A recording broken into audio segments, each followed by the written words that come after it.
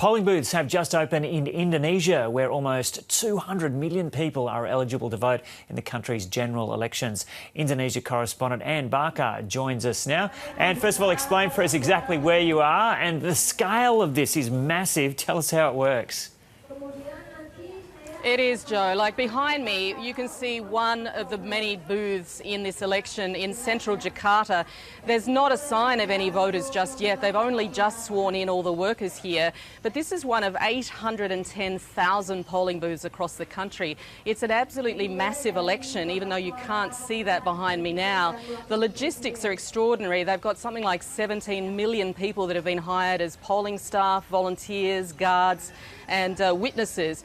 Here at this booth, there's only 222 voters registered, and yet there are about 20 people working on the booth. That's one polling staff official for every 10 voters. And part of the reason for that is to encourage a higher turnout. There is obviously a booth for most Indonesians very close to where they live, so it's almost like they can't avoid voting. In some booths yesterday they were predicting 90% turnout, although overall I imagine the figure would be far less than that. But it's also a big election in terms of the voting itself. There are 5 separate ballots here. The ballot papers for some of those elections are like the size of posters. It's not just the presidential candidates, but it's the provincial governors, the municipal councils, all the legislature that goes with the national parliament here in Jakarta. So there's a lot for voters to deal with when they come to the booth, and that's part of the reason why there are so many polling booths and so many staff to deal with them. OK, so tell us about the 2 presidential candidates and the policy differences between them. Well, Joko Widodo, of course, is the incumbent president. He's standing for a second term and a final term if indeed he wins, and the polls suggest he will win with a comfortable margin. He has basically campaigned on his achievements for the past 5 years, a massive infrastructure drive, the economy. There's been an economic growth rate of about 5%, which is still less than the 7% he promised when he went into the position 5 years ago. He also, though, has been criticised for some of his social policies. There's been a slide in human rights, if you like. It's not been on the agenda for the president in the way that he had promised to deal with certain human rights issues in Indonesia. There are a lot of people now saying that they voted for him last time, but they won't vote for him again. Prabowo Subianto, his challenger, is a former military general who served in the military under Suharto. In fact, he was the son-in-law of Suharto until 10 years ago or so. He is portraying himself as a strong ruler who will be very assertive. He's talked about increasing military spending. That's given rise to fears that there could be a creeping return of military officials in government itself. He's also talked about stopping the influx of foreign workers into the country. There are massive numbers of Chinese foreign workers here working on a lot of those infrastructure projects. So the 2 candidates have different economic issues, economic policies, but they have both courted Islamist supporters and parties. Most of the Islamic parties support Prabowo Subianto, but Joko Widodo, in a very stunning decision last year, chose as his running mate an Islamic cleric, a very conservative Islamic cleric, and that's given rise to fears too that even if he wins again, that his government will move more to the right and Indonesia will become even more conservative. Yeah, and notably Joko Widodo made that trip to Saudi Arabia just in the last week or so. That's right. He went to Mecca just after his last rally on Saturday and came back on Monday night. But also the running mate of Prabowo Subianto, Sandiaga Uno, also made that snap decision to go to Mecca. Both sides obviously showing that they have impeccable Islamic credentials, if you like. They're all staunch Muslims, and that is seen as key to winning the votes of many conservative voters in Indonesia.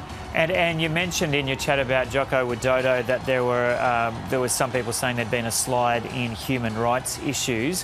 What are some of those human rights issues?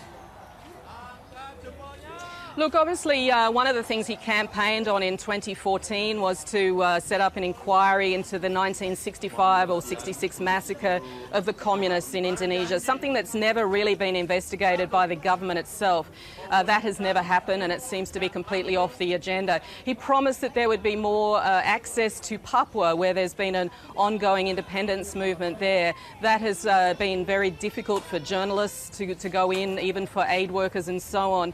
And some human rights investigations. Also, the treatment of minority groups has really been seen as sliding or declining under his role.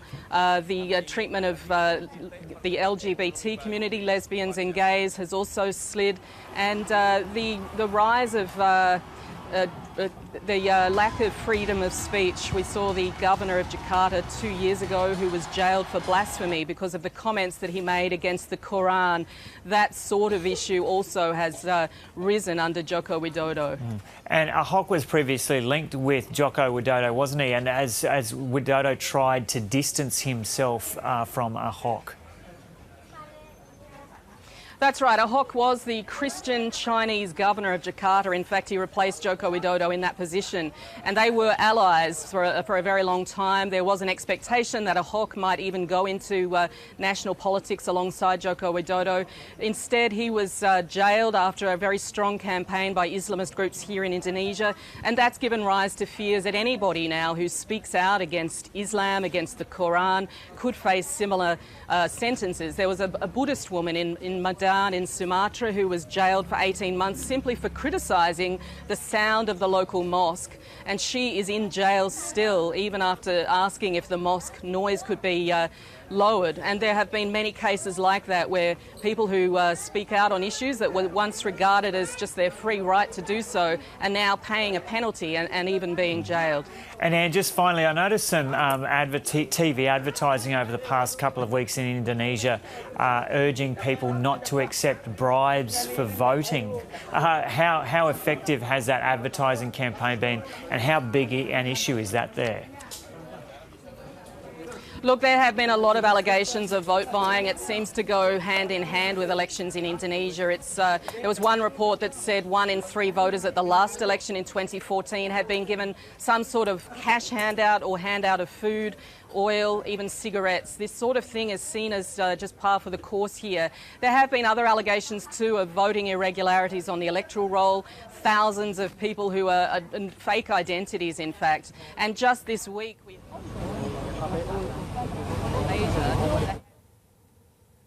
votes, but they'd already been marked in favour of Joko Widodo. That's caused a huge ruckus here, and the electoral authorities have ordered a revote for Indonesians living and working in Malaysia. So there are a lot of allegations. Prabowo Subianto has said that if this poll is close, if there's any hint of vote buying or vote rigging, he will challenge the results in the courts, which he did last time but ultimately lost, and there'll be mass protests on the street. So unless Joko Widodo wins with a very solid majority, there could actually be long-lasting repercussions from this election campaign. OK, great to have you there on the ground in Jakarta. Ann Barker reporting there from Indonesia.